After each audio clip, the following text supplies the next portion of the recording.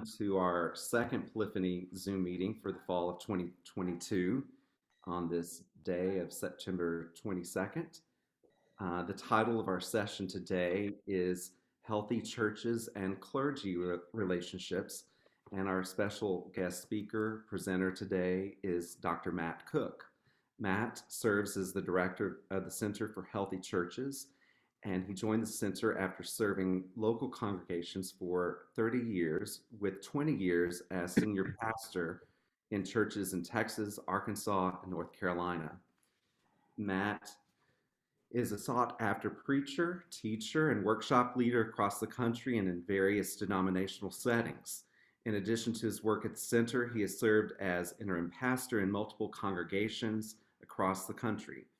He holds a bachelor's degree from Samford University and completed both his MDiv and his PhD in church history at Baylor University. Sick 'em Bears. And I've also got my coffee cup today. True. Oh, nice. Baylor. So, in honor of the Baylor alum here in the circle, including Matt. He also taught on the undergraduate and master's and doctoral level at Belmont University, Baylor University's Truett Seminary, and Central Baptist Theological Seminary.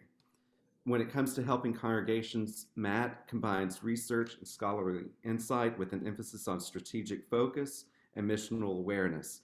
He has training and experience in strategic planning, staff reorganization, and leadership development.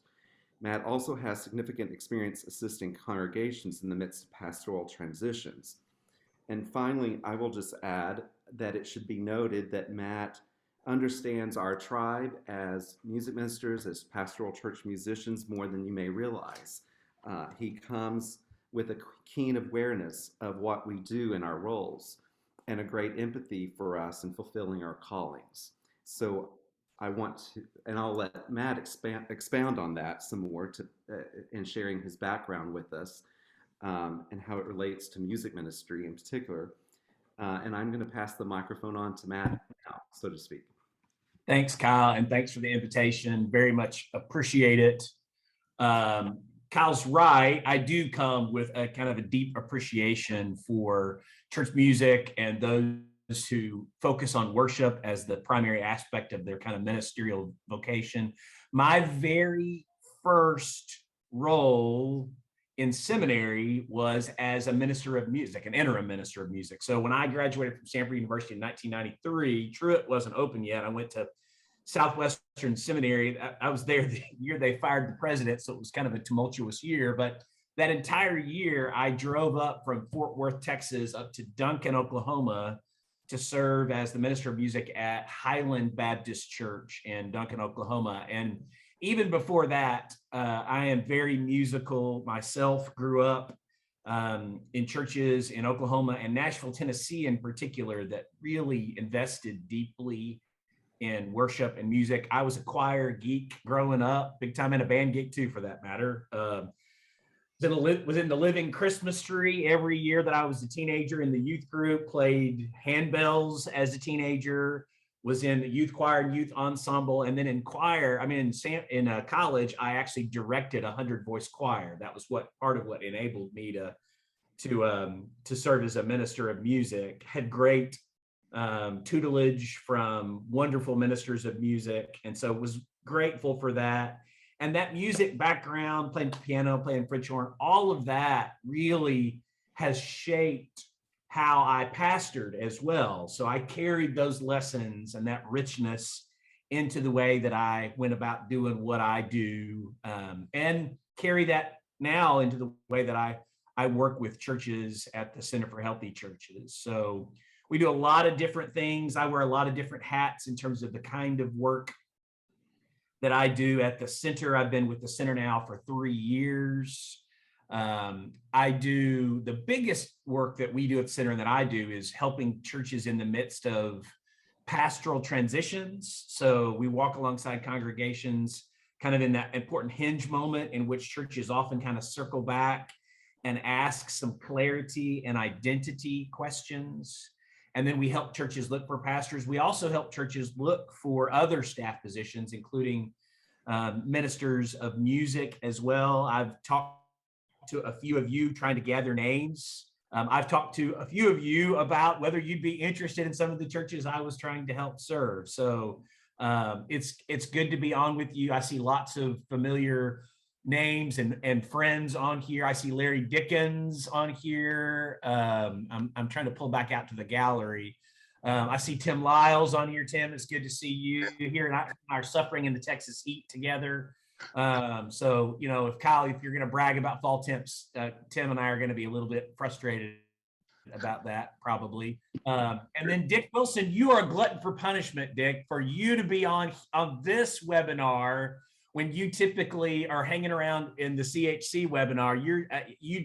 I don't even know if you knew you were going to get my voice this morning, Dick. So all Matt Cook all the time in Dick Wilson's life. So you can pray for him in that regard. So Kyle asked me to focus on the overlap between healthy churches and healthy relationships. So this is what I'm going to do. So we have a definition of what a healthy church is at the Center for Healthy Churches, and I use this material in a lot of different ways. I'm going to kind of run through that a little bit, and then there's several different components of the definition that relate to this question of healthy relationships. What I hope happens is I'm going to put some several ideas kind of out there this morning that at the end, I want us to go where you want to go. So if I don't even end up covering something that you would find helpful to talk about with somebody in my position, 20 years as a pastor, but also with a deep awareness of the role and function and particular challenges of music and worship ministry, I'm happy to talk about that. I'm happy to kind of put my director hat on for CHC and kind of talk about trends that are taking place in American congregational life. So I want you to get out of this what would be most helpful for you. I'm also a little sad Doug Haney's not with us. Doug's a consultant with the Center for Healthy Churches and a friend. We attend Wilshire Baptist Church in Dallas. And so Doug has been a friend and colleague for years. And I actually was kind of alongside him when he started giving voice to maybe his own investment in Polyphony. And so I want this organization to thrive in part because I understand the challenges that ministers in general face and the challenge that ministers of music face in these days and times. So let's focus on what you want to focus on with those ideas in mind. So with that, let me share a little bit of information with you. Hold on one second while the stuff clears at the top of my screen. Hold on. Let's see here. Well, come on. I can't get there we go. Got it. All right. So at the center, this definition predates me. So what we have said, kind of the idea that we have as an organization about what constitutes a healthy church is this. Healthy church is a community of Jesus followers with shared vision, thriving ministry, and trusted leadership. Now, I'm not going to talk about all of those things equally. The community of Jesus followers, in a lot of ways, is pretty self-explanatory. I think you understand what that means. There is some subtlety beneath that, but functionally, church is more than about our individual experiences. Church is a group of believers who gather together, who are part of one another's lives, and that Jesus is at the center of that community. Most of what I want to talk about, though, today are the next three statements: shared vision, thriving ministry, and trusted leadership. Because I think those a lot of times are the things about what makes a church a healthy church, that and relationships, relationship of the minister of music to the rest of the staff team, the relationship of the minister of music to the senior pastor, the relationship of the minister of music to the congregation as a whole, and to the work. Those three things are the places where congregations and ministers and even lay leaders can get in the ditch a little bit. So Kyle gave you that long introduction, all those words about me. I wanted to throw in at the end and, short order cook as well. I appreciate that very gracious introduction, Kyle. But one of the things he talked about is that I did doctoral work in church history, and a lot of times the way that I tend to think about church is through the lens of history. In the 19th and 20th century, the vision that most American Protestant congregations shared was growth. And part of the reason why that's true is that from about 1780 up until about 1980, it's a little I'm being a little imprecise with those dates, but about a 200-year period. One of the great success stories in all of Christian history is the growth of Christianity in America. I did my dissertation actually on the shift of Baptist life from being very, very focused on purity to being very, very focused on growth. So I can bore you to tears with a lot of information about why growth became so important in American congregations. But in the 21st century, what I would say is that the vision of what a church is supposed to be focused on has fragmented in a lot of ways. Now, I talk about growth, but vision in terms of where a congregation gets its energy. A lot of our work at the center is grounded in a school of organizational behavior called appreciative inquiry. And one of the things that they talk about in appreciative inquiry is that organizations are, to use a biological term, are heliotropic. A plant that's heliotropic will grow part of what it is out into where it can reach sunlight. So you might see a plant that spends most of its time in the shade, but it'll send this one tendril out where it can collect enough sunlight to be able to propagate itself, to be able to stay healthy. Well, churches are like that too. Churches tend to grow in the direction of where their energy is being provided. Now, most of the time, I don't want to get down in the weeds on this too much. Most of what I talk about when I talk about energy are healthy things, but sometimes energy can be negative energy too. Conflict can be energy. But in this case, the slide that you're looking at on the screen right now represents kind of how I think American Protestant congregations have kind of divided up into different foci in terms of where they get their energy. There are still a lot of churches, and Baptist churches in particular tend to kind of fall in the growth quadrant. Like if you ask the average member of the average Baptist church, especially in the South, what does the church exist to do? The church exists to pull more people into the life of faith. That is a growth statement. But not every church gets or uses its primary energy focused on growth.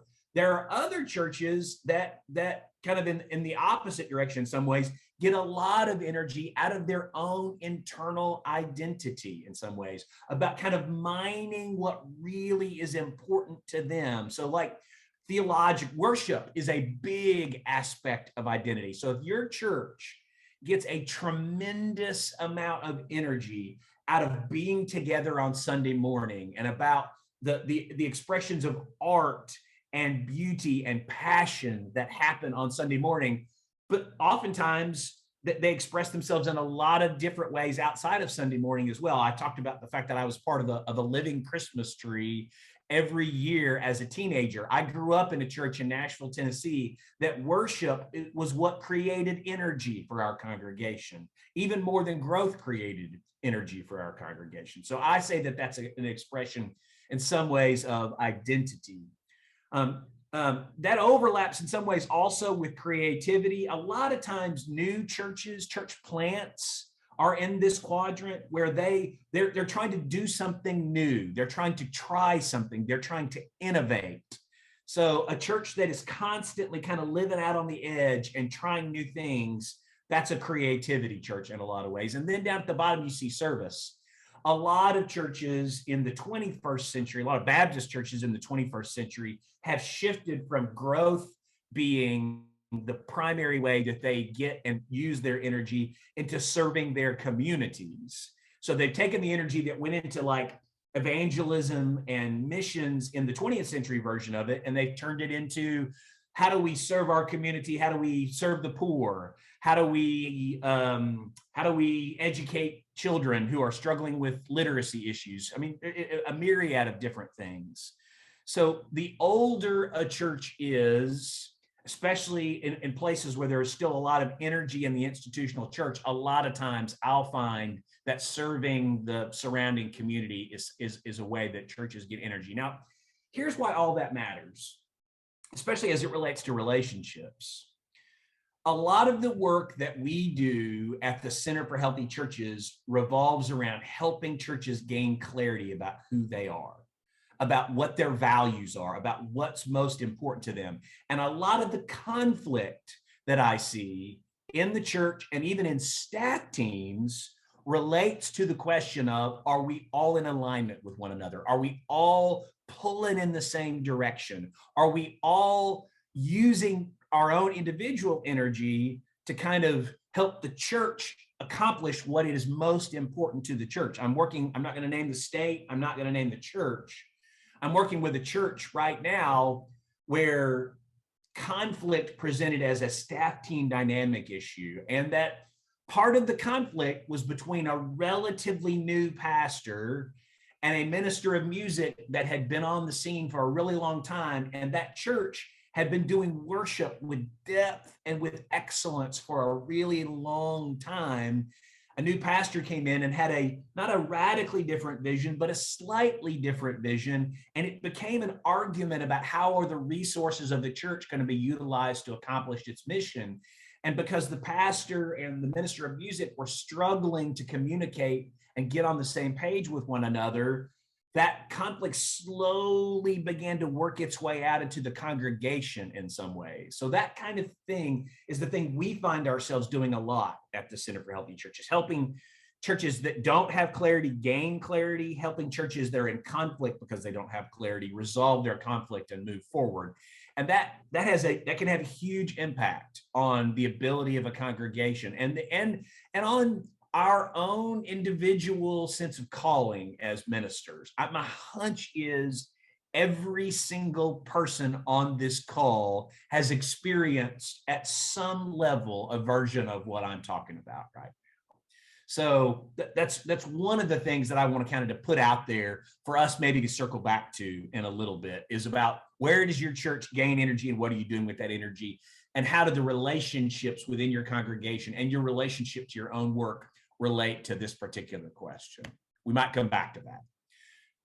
Thriving ministry. So thriving is a biological term, which in biological terms it relates to the ability of an organism to replicate itself. In congregational life, that's about replicating the kingdom outcomes that matter most to you. So if you're a growth congregation, generally speaking, the kingdom outcome that matters the most to you is, are you reaching people? Are you bringing people into your church? Are you having people begin a faith relationship with Jesus Christ? If you are a creativity congregation, then it's about, are you trying new things? Are you bringing new things into being that either energize the congregation internally or enable you to build relationships with the world around you? A service community? Are you a service congregation? All those kinds of things. Replication is not simply about church growth. That's one form of replication. But one of the things, I'll go back to that conflict situation that I'm working on in that particular church. One of the questions that particular church was dealing with was that for a long time, they had raised a generation of people that really had a deep love and appreciation for worship.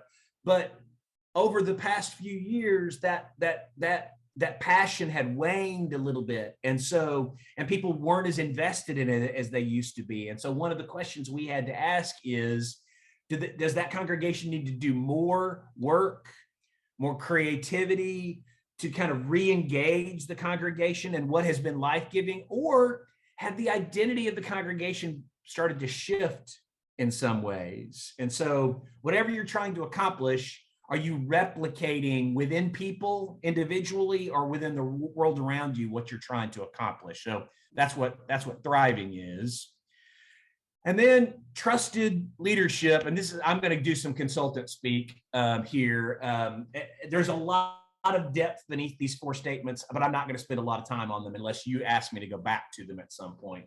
But when we talk about trust basically is about alignment. Trust is if we demonstrate the character that we need to have as ministers, do we have competence? Can we actually do the job that the church has asked us to do?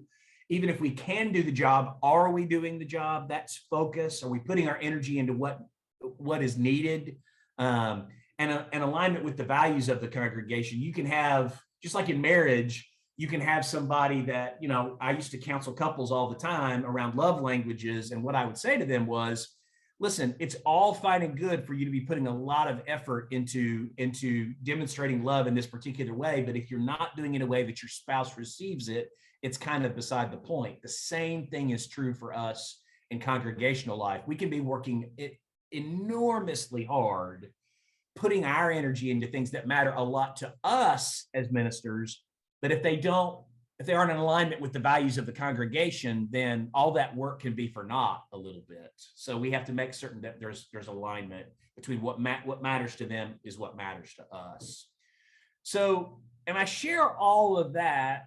I'm taking off the screen and let me stop sharing my screen. And we can go back to it if you want to go back to it. I share all that because part of what I want is to kind of have a shared vocabulary for our conversation next, so that we can kind of refer back to some ways of kind of framing the questions that you might have and the challenges that you might be facing. One of the things that I experienced, and I referenced it earlier with that church that I'm working with, is that in that particular situation, but in a lot of the team dynamics issues that we deal with, that one of the main challenges that I think that 21st century congregations are dealing with is we are moving out of a time when there was a tremendous amount of shared clarity about what we are trying to accomplish into a time where there's a tremendous degree of diversity. The 19th and 20th century was about homogeneity. Like in Baptist churches, literally, I could get in my car and drive from Nashville, Tennessee, where I was growing up as a teenager, and I could drive to Dallas, Texas, and I could literally have the exact same Sunday school lesson. There's a good chance that we would sing much of the same hymns, hear a sermon that sounded fairly similar, whereas in the 21st century, churches have become very, very differentiated from one another. And we're living in the midst of that kind of clarity work for congregations. And because all of that's kind of up for grabs a little bit, it tends to affect everybody. It tends to affect every relationship. It tends to, because you have multiple generations still serving in the church. If you have a pastor in his 60s, and I'll say his 60s because I don't know any women pastors in their 60s. Julie Pennington Russell, she might be getting close, but by and large, the women are still back there a little bit.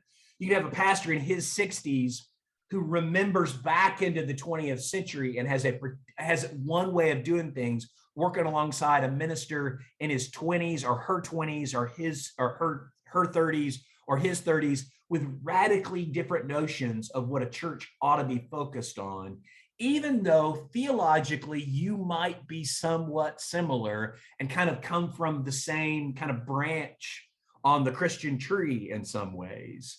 And that tends to have a really powerful impact on relationships. That has, and not just relationships within the staff team, a relationship between you and the congregation as well. A lot of the ministers that I'm talking to right now are tired. They're tired because their congregations are filled with people that remember a time when the church was larger than it is. And the congregation, without realizing it, tends to place those expectations, the burden of those expectations, primarily on the staff team, because they themselves are very busy and their lives are very fragmented. They're less engaged than they used to be, but they have the same expectations that they brought to church from, usually from whatever church was most exciting and most dynamic in their lives. So that's one reason ministers, I hear, are tired. Two, they're tired because there is this question of what is the energy of the church going to be focused on. And most of the time, when a church can't get clarity about that, what happens is they unintentionally they ask you to put your energy on everything, right? So we want you to grow and be creative. We want you to and serve the community. We want you to do all of those things well, because we don't want conflict, because conflict might send some people away at a time when a number of people have already left. We don't resolve those issues. We don't have a no that goes along with our yes. And the staff team often carries the burden of not having a no that goes along with the yes. So, and my hunch is every single one of you in a different, either to some degree, either a high degree or a low degree, have experienced that. Obviously, COVID has made everyone fairly tired. We're starting a webinar series at the center next week called "How do you put your foot on your on the gas when your tank is empty?" Almost every single minister I'm talking to is having that particular challenge right now. Is the expectation of a church that thinks we've got to restart the engines, we've got to get everybody back together, we've got to be a three-ring circus filled with energy and vitality and creativity, and make sure that all the people who have wandered away come back, and yet not recognizing that the ministry staff is going into this moment, worn down from what the pandemic has done to us internally. So all of that impacts your ability to live out your calling. And one of the things I said to Kyle is it's not, we're not supposed to pick favorites, but I will say this. Generally speaking, in congregational life, the two people that have the largest, or at least the widest impact on a congregational system are the senior pastor and the minister of music. Because worship still is, Sunday morning worship still is the place where the community gathers, where the breadth of the community gathers. And so those two individuals in a congregational system touch the largest number of people in any given week, which also prioritizes the need for that alignment between those two individuals to be great. So all of those are things that I'm kind of bringing to the table today in terms of how I'm thinking about this topic. And all of those things are things that I'm happy for us to kind of dive into and kind of seek some common wisdom and insight together. So Kyle, anything you want to add before we kind of jump out of the presentation mode into discussion mode? Yeah, there's so many thoughts running through my head at the moment, Matt. That's wonderful. But I really wanted to pass this on to this group here. If there's any questions you have at the moment, I can certainly start that. But if someone has a pressing question they want to ask after following this presentation, please unmute yourself and make yourself and question known, or any feedback. Yeah, one quick one thought I had was an older pastor with a younger minister of music. I'm the opposite. I'm an older minister of music with a younger pastor. Now I came here with this younger pastor, so there hasn't been a transition period. I knew, our philosophies aligned, but if that happens to be the case where you're an older minister of music and a new pastor comes in, you spoke to that a little bit, but how often are you seeing that conflict? You talked about one, but how often are you seeing that conflict happen? So I do think so that scenario that you're describing can easily be something that gives rise to conflict. Generally speaking, I'm not saying this is the way that it should be. I'm saying in my experience, this is the way that it often is. A tie typically goes to the senior pastor, right? And which means that a senior pastor, if he's not careful or if she's not careful, can run roughshod over a younger minister without even realizing they're doing it in some ways. So one of the things that I would say, if that is you, is it does matter a lot. We don't always get to it would be great if we could go, all right, I'm going to wait and I'm going to go serve at a church that is perfectly aligned with my gifts, my talents, my passions. And it doesn't always work that way. But what I think you have to do in those kinds of moments, though, is you do have to work really, really hard in both directions to communicate. All right, what are we focused on? Where does my individual energy need to go? Where's the energy of the congregation need to go? How much of my energy needs to go into my particular area? How much of my energy do I need to reserve for what the church-wide goals will be? And that will vary from congregation to congregation. You get into a large staff setting, a large church setting, what you'll have is a lot of different ministers that are focused on a lot of different things. And it's really, really easy for people to be siloed. In medium-sized congregations, what oftentimes happens, in my experience, is there's a fair amount of energy, not a majority of it, but that needs to be reserved for the shared work that everybody's kind of doing together. So paying really close attention to the particularities of the system that you're in will matter a lot. And getting clarity in conversation with your senior pastor can help a lot.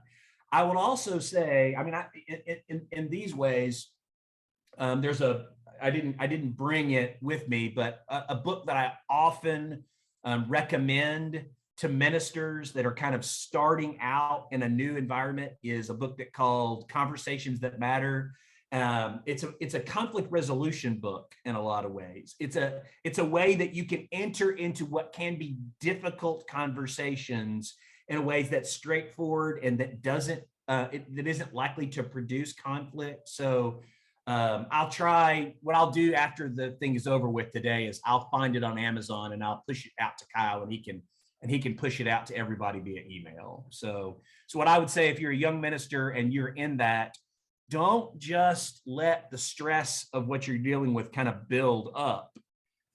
It's going to come out one way or another. Like if you are stressed or anxious because you don't have the kind of relationship or you don't have the kind of alignment that you think that you need, my advice is that while you need to be listening and you need to be humble and you need to be curious, you also need to not be afraid to communicate. So anyway, does that help, Chip? You got any follow-ups to that? No, I think that's all great. And to be clear, I'm not having any problems here at all, but I have in the past where that actually has happened. I want to recommend a book to everybody too. We just finished as a staff Pursuing God's Will Together by Ruth Haley Barton. And it was just extremely meaningful for us. And it may help other churches too, other staffs too. Yeah, that book is focused really significantly on shared discernment, and it's a wonderful book. So, other questions or things you want to pursue? I have a question in regard to recent things. Our church would have been very much toward service and through worship. And in the last 6 years, in particular, because of our nation going through different things have become political that were never political. I have been here for 20 years, and things that we considered just missional things have now become political hot potatoes. And nothing that we are doing as far as reaching out to the poor and all have changed in that regard, but how it is viewed has changed in the congregation along party lines. And I don't know if you have any thoughts on that phenomenon that has taken place of how things are viewed differently because of how it's been portrayed in the news and all of that, when that's been the heart of who we are. It's now seen as partisan politics or politics in general at all, when it hasn't been the rest of my tenure here, which is some 20 years. You give me a particular example, Richard, of something that has of a way of serving the community that is now perceived in political ways that was not before. Well, we have a free medical clinic that gives free dental work and pharmacy and all of that. We have a payday lending thing where we get people out of payday loans and get them into a 3.5% interest loan instead of 400%. We've got a closed closet that ministers, and all of those things are beginning to be questioned. And even things like racial reconciliation that we have always worked towards, that may be right now the biggest hot potato that we're facing. We even hosted an African-American congregation for dinner in our church last night. And we have some people not coming because they think that's a political move. And it's the farthest thing from that. But I think my realization is that what we have done for all this time that has united us, there's just some like tearing of the seams. And we're not, again, I don't want to think that we're troubled, but it is troubling to me. I don't have that much long in vocational ministry. And it saddens me that we're at this kind of point where things that to me are just pure gospel things are now either a Democrat or Republican thing. And that's never been a part of our conversation before. So I'll look at the clock to limit myself here a little bit, Richard. Richard, you've wandered into the topic that I'm literally most focused on, in addition to kind of my normal consulting work. We're actually working at the center on a huge new initiative called the Romans 12 Project that is all about addressing polarization in congregations and kind of reclaiming the role of congregations as peacemakers in divided worlds. And so I'm loaded for bear on this, and I could probably put you to sleep with all of the minutia that I've kind of got down into over the past few months. Polarization is a phenomenon in which in a culture, people are moving towards the ends of the spectrum of convictions. And as they're moving, they aren't just moving within the spectrum, they're expanding the spectrum. So functionally, what ends up happening is instead of cultural forces that kind of push people towards the middle, you have cultural forces that are pushing people towards the edge.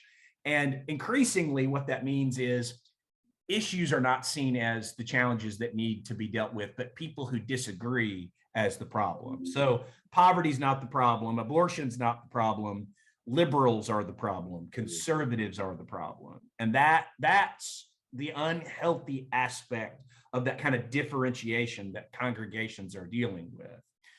So my short-term advice is, one, pretending like it's not a problem is not going to get you very far.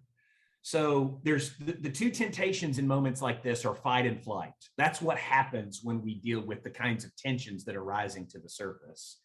But conflict studies will tell you that there's a guy by the name of Speed Lee who's talked a lot about congregational conflict, and he talks about the different levels of congregational conflict that are unhealthy, and it's 0 through 5 are the levels that he talks about.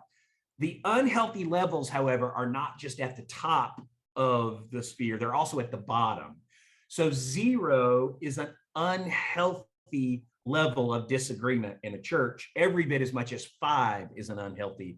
The only difference is how our church is dealing with it. So churches don't have a way to kind of talk about things that they disagree about in ways that are healthy, then that church is going to struggle. And what a lot of churches have done is, because we're scared of conflict, because we're scared of losing people, because we're doing church in the 21st century in a day and time in which numbers are on the decline, churches have very little appetite to actually talk about things that people might disagree about, because that might send more people towards the exits. But what ends up happening in congregations is we put this kind of artificial cap in place, trying to tamp it down. So what tends to happen is it's building up beneath the surface. And when it comes out, it goes straight from 0 all the way up to an unhealthy level of disagreement and completely bypasses the healthy levels of disagreement in which Christians ought to be able to talk about differences on important issues. So one piece of advice I would give to you is not talking about it, we're not going to talk about this. We're not, the whole, we don't talk about politics, because it might create conflict. What I say to churches is you can avoid being partisan, but if you avoid political topics, you're going to avoid a lot of the things that scripture addresses. Bible talks about money more than it talks about almost any other one topic. And you can't talk about money without there being political implications of that. Bible talks about poverty. Bible talks about welcoming the stranger. Now, so one thing is the whole flight issue is not a good way to deal with conflict, but then neither is the fight approach to it. One of the things that we start to listen for when we deal with conflict work generally in congregations is when teams begin to form, when it stops being about the issue and starts being about the people on the other side who hold a different opinion. So to combat that, one of the things that we are recommending is, one, you've got to name that this is an issue. Like polarization is an issue. You're going to have to get emotionally, spiritually healthy leaders in your congregation together. And you're going to have to talk to them about the fact that polarization is a problem in the culture. And if we as a church don't figure out some strategies to sidestep it and be a healthy community where we don't all agree on every issue and we're capable about talking about important issues, then we're somehow leaving out something that probably is an essential function of the church. So you have to elevate within your church the fact that this is going to have to be something that gets dealt with, not pretend like it's not a problem until it explodes out and destroys your church or a bunch of people are headed for the exit. So that's one thing that you got to do. And I went flying past it, but I talked about emotionally and spiritually healthy leaders. We think that's the key. But this is a leadership question, not just a staff question, but a leadership question. Do you have leaders in your church respected by the breadth of your congregation who have Christ-like attitudes and Christ-like approaches to resolving disagreement, that are committed to holding a church together despite disagreements around important issues? And if you don't have people that are committed to giving their energy toward that end, then you're probably going to struggle with polarization. If you do have people, it's not that the problem's going to disappear, it's that you're going to have a healthy way to deal with it. Now that wasn't a short answer, but that's a very short answer to your question related to the total breadth of things kind of required to kind of deal with it. There's a lot of other tools that we're trying to bring to bear. One of the tools that we're using with churches in the midst of polarization is covenant. Again, naming that this is a challenge and putting in the middle, what does appropriate conduct, Christian conduct, look like in this kind of context? How do we talk to one another? How do we talk about issues? What do we expect from the staff team in terms of how they talk about it? What do we expect from our deacons or church council in terms of how they talk about it? What are social media posts supposed to be like from church leaders? Should that be different than the way the world posts on these kinds of issues? And covenant is a way to kind of name, this is what healthy Christ-like attitudes and conduct looks like in a polarized environment. So anyway, that's the short answer. Thank you. Got any follow-ups that you want to ask, Richard? No, I'm not going to take up all everybody's time. It's a complicated issue. Our staff is dealing with it and we're talking about it and working through it and all. It's a little disheartening because what I have said about the miracle of our church is we've always known, we've had people from the far left and the far right in the pews, but we've always focused on worship and missions and never on those issues. But now those very things that we have focused on have been made issues by outside forces, and that's now come in and created conflict that just literally hadn't existed at all. And it's been very troubling for me to see, and we're working to try to figure a way, like you said, covenant wise and all, to bring people back together around what unites us more than what divides us. So stay tuned. Within the next 6 to 7 months, we're going to go live. We're still in the development stage right now. We'll be in the beta test phase right after the first of the year with 11 different tools in our toolkit on how to help churches respond to polarization. Look forward to that. Thank you. Yeah, thank you, Richard and Matt. That was very, I think, Richard, that no need to apologize either. Taking time, I think this is a very worthwhile and pertinent topic for us to really be aware of, and each of our congregations probably are dealing with it to different degrees. Matt, thank you. It's very encouraging to hear that what's coming down the pike here from you, all of you at the center. Other questions? Feedback? I know this is such a large, broad topic, and so many things probably going through everyone's minds. Matt, I loved what you had to say about the church identity and being on kind of a congregation and a staff kind of find that together. How do you recommend managing kind of this new staff coming in new and kind of identifying this new lens of capitals and resources and opportunities that the church has and community has, kind of combined with perhaps a church identity that does not see it that way? Not that it's wrong, it's just, oh, this is who we are and who we've been. But in the same breath, there are these new ways and new things, kind of managing that both as a staff and as a kind of congregation together.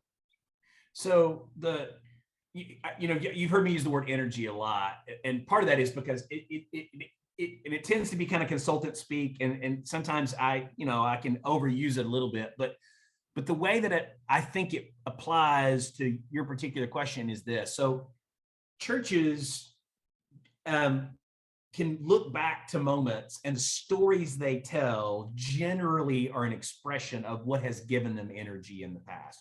Oh, I remember when we did this. I remember when this happened. And where the stories cluster from the past is an indication of kind of the enduring value set of the congregation. But what often happens in a congregation is those things aren't set in stone.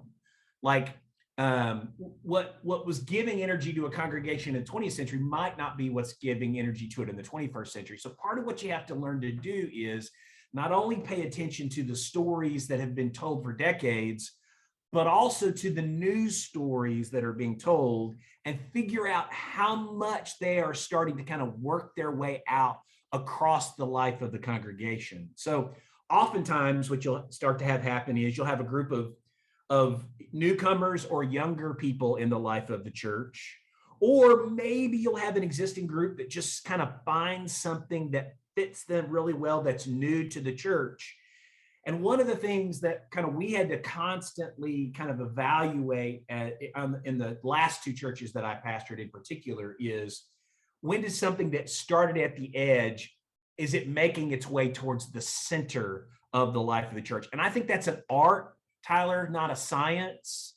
I don't have a hardcore rubric about, all right, if a bunch of young adults in their 20s and 30s are talking about blank, that means the whole church needs to start rallying around it. And I actually think that's where the wisdom of the saints can really do you well. Staff team obviously have a role to play in that, because you're going to have the best sense of kind of how to keep in balance what exists with what might be coming to be in your midst. But people who have been a part of the church for a long time, but they themselves have a kind of a curiosity and a humility about them. So leaders who respected by the church, but just kind of have a way like that, a natural practice of discernment. What I would do if I were you is I would want those lay leaders to be a part of the conversation of kind of evaluating, is this new thing that we're talking about, that we're wondering, is it moving from the edge toward the center? Do you think it could make its way from the edge all the way towards the center? So, I mean, boots on the ground really is the best way, I think. And so if you have a really passionate layperson that's trying to get you to say, we really need to have a a team that focuses on this, or a Sunday that focuses on this. So I'm the interim pastor at First Baptist Abilene right now. And this Tuesday in staff meeting, there was a nonprofit exec that was in the room that talking about foster care. And so I was really interested, you know, I'm an outsider in the system. I was really interested to hear, is this coming from one person in the church that has a passion, but it's really doesn't going to have support of the congregation? Or there are multiple things within the life of the congregation that resonate with this particular ministry opportunity. And as I listened to the staff team talking about it, it was very obvious that there were multiple things present in the congregation, multiple people who had adopted, multiple people who had fostered, multiple people in different age groups kind of energized by this particular ministry possibility. Well, that was a way to kind of figure out this is a what still feels like a new ministry that might be moving towards the center. Does that help, Tyler? Yeah. Any follow-up? Matt, I keep wanting to play to your historian and have you speak a little bit about how it might, how we frame periodically, especially about church growth. That church growth appears to be waning because we are looking in a particular, our own lifetimes, rather than how the church itself over multiple lifetimes. Yeah. And whether that attending to that can help us see more clearly. You know, it's easy for us to say, here's what the Bible says. Well, that's looking at a different world. Church growth is a mid-20th century event to the end. Does that matter? Especially as we have campuses that were created because church growth was something that was just happening. We weren't having to do it. It was just happening. Yeah, the culture was tipped towards the church in the 20th century, and it's tipped away from the church in the 21st century. And so in some ways, this bears some similarities to polarization in terms of what the playbook is. Part of what I think congregations have to do and what staff teams have to do is staff teams have to raise up a set of lay leaders that understand what's taking place. Can't be afraid of it. We can't not talk about it.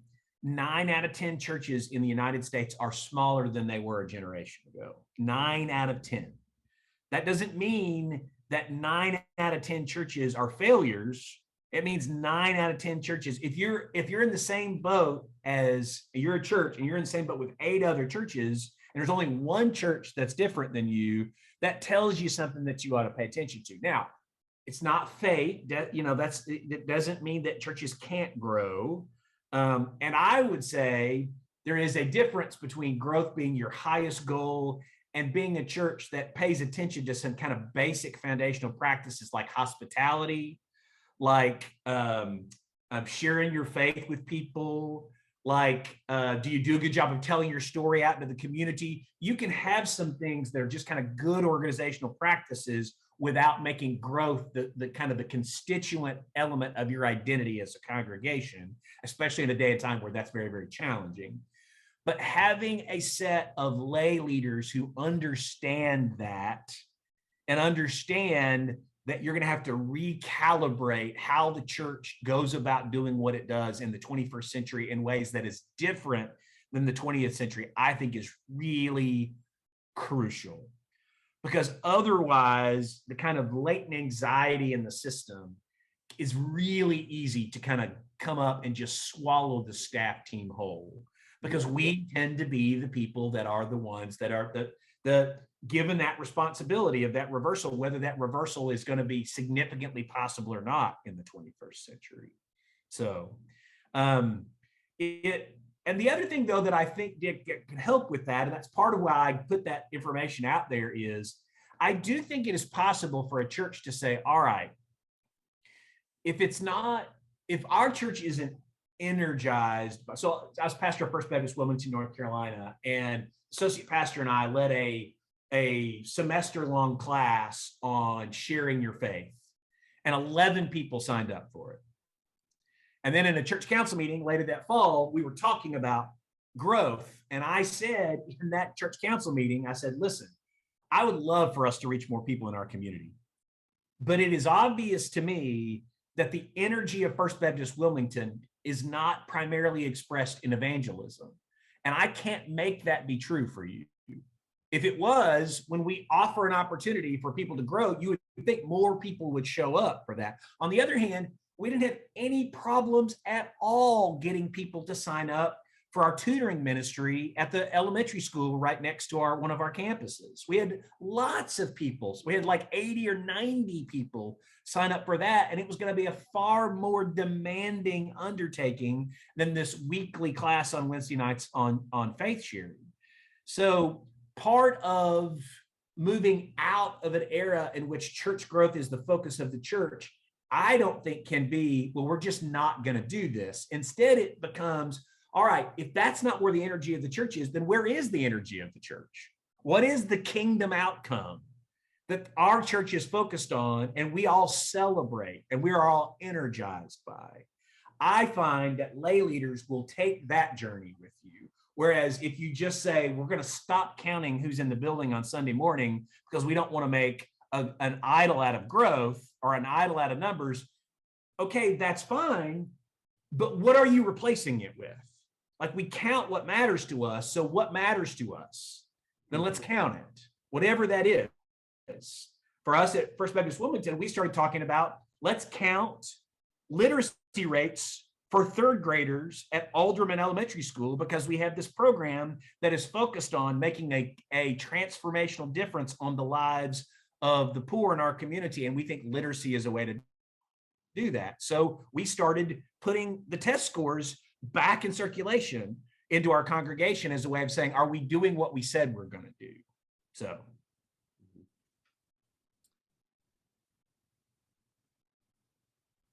What else? What other questions you got?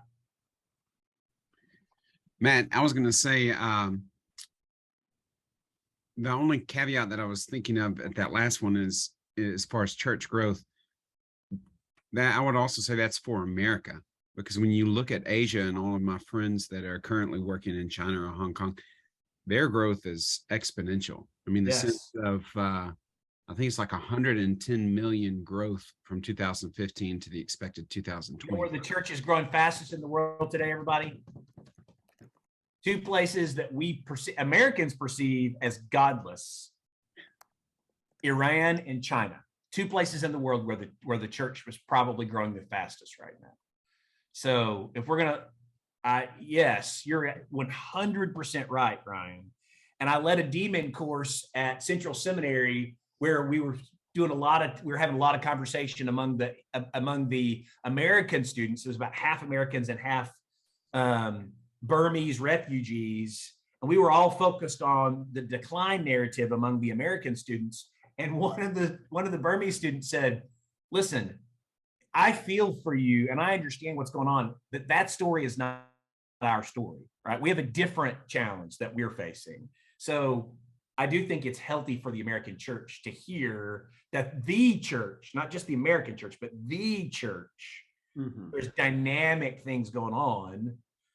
And I would also say, I think the fragmentation of the American church in terms of what we're focused on may be not happening because I think that may be the act of God on the church in America. Like, there's a reason why the church needs to be focused on not one big goal, but several goals in the 21st century. So let's not name that as God has gone off and left us and we have nothing to experience, but, woe is us. Instead, let's figure out, what does this mean and what does faithfulness look like in the midst of it? Right. That's back to that narrative framing. Is Christianity the largest growing religion in the world?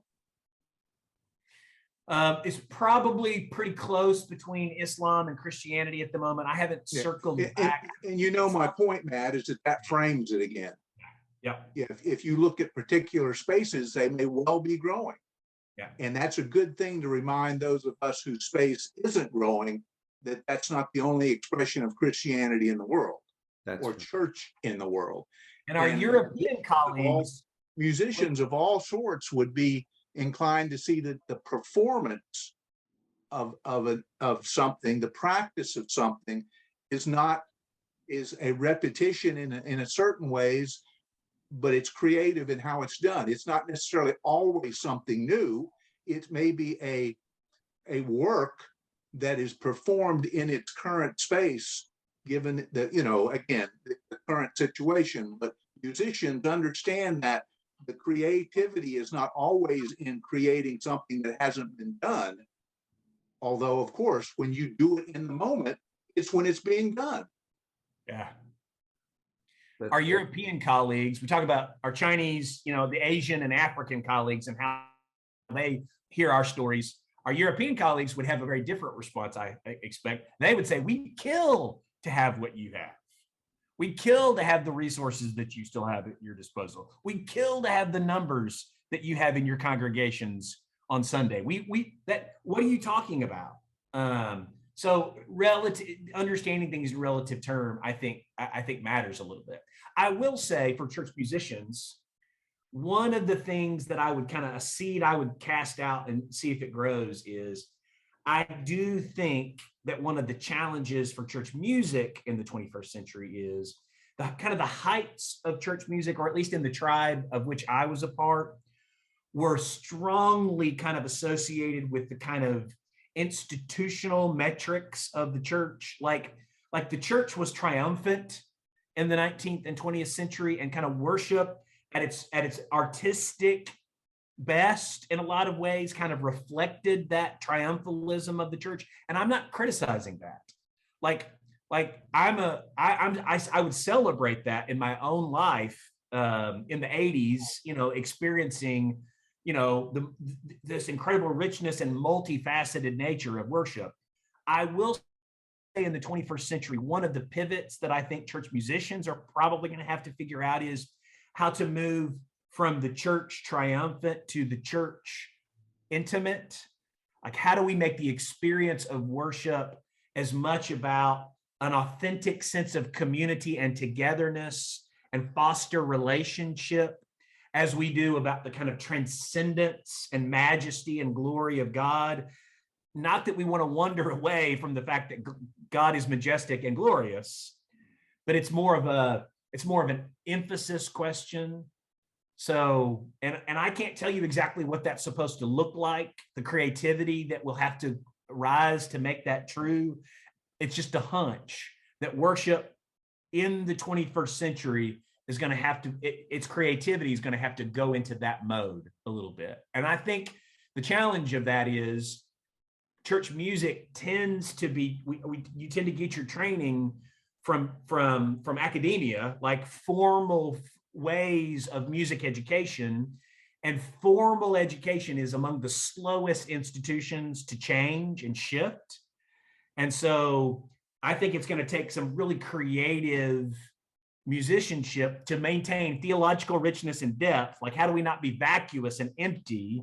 We have some people out there that are creating maybe more intimate expressions of worship that I think is that maybe do a good job of gathering a bunch of people together, but is incredibly shallow. So how do we maintain richness and depth and move in a direction of intimacy? So, well put, and hence this gathering right now, this intimate group at this setting here. We started meeting, Matt. Doug probably explained this to you, that we started meeting weeks within a month of the pandemic in 2020 to start learning from each other, encouraging each other and learning from each other. What are you doing in your locale, in your setting, that might work in our setting as we're trying to make our way through this pandemic in ways that we never dreamt and that we were not trained to do. And, yeah, so this is also where learning from each other happens in the setting. I also, listening to you share that, I was reminded of something Terry York, who's retiring from Truett at Baylor this December, said a long time ago in a panel discussion. I remember he said in the future, he saw that pastoral church musicians, music ministers, were going to have to be more humble. Be there's going to that humility needed to be practiced more than this church, when you're speaking of church, the triumphant and the bigger, like, bold things of the 20th century, the approach that we need to take in the 21st century. um, that was just another uh, thought that came to my mind, something that Terry Gary said. York is brilliant and wise in all things. So if he says something, you should pay attention. Right. By the way, the church that I grew up in Nashville, Tennessee, was the church that he and his family attended in Nashville, Tennessee as well. So that probably tells you something about the depth and richness of in which I grew up. Terry York would want to worship there. So Yeah. This has been rich, and certainly we knew we would not exhaust this topic, that there would be so many other questions. And Matt's, I didn't have your email available. If you can put that in the chat, Matt, happy more easily than I can. If there's anything for follow up, I put in the beginning of the conversation the website for the Center for Healthy Churches, Congregations, excuse me. And thank you, Matt. So, but this has been good, and I really know that there are people in this circle that I've been able to learn from and gain ideas the last 2 years, and even before that, and we can continue building on that with each other.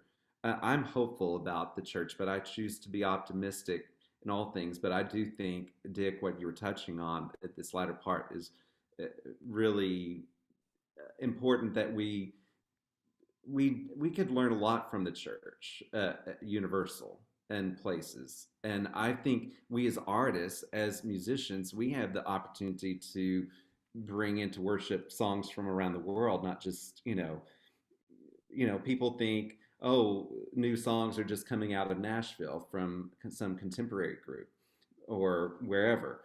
But they are coming from they can come from the smallest of places in the middle of Kenya or wherever, in Puerto Rico. We could, places like that we could introduce the congregation and begin to open them up to, oh, there's other places where people are serving God and worshiping God in their way, and what can we learn from them? I think the Church of the United States could take that humble approach.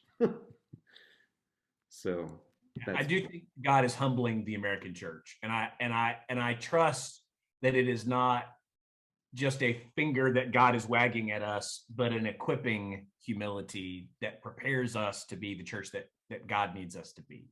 So, and that includes music and worship. So, Thank you, Matt. Thank you, everyone. I'll close this in prayer on this at the end of this meeting here. In 2 weeks, just real quick housekeeping item. In 2 weeks, we're going to on October 6th. Zebulon Hyben is the director of chapel music at Duke University Chapel, and he's going to be our guest to talk about creative worship planning, music that he's doing there, and some ideas that you might gain some ideas from that. And I encourage you to sign up for that. I'll send out the link soon. And also remember, we actually have an in-person gathering as Polyphony coming up next February in Nashville, and look for more details about that. Okay, let's pray. Thanks again, Matt. Eternal God, in you we live and move and have our being, and we humbly pray you so to guide and govern us by your Holy Spirit, that in all the cares and occupations of our life today, we may not forget you, but may remember that we are ever walking in your sight. Through Jesus Christ our Lord and the power of the Holy Spirit. Amen. Amen. friends, and beloved of God, breathe, bless, and be well. Thank you.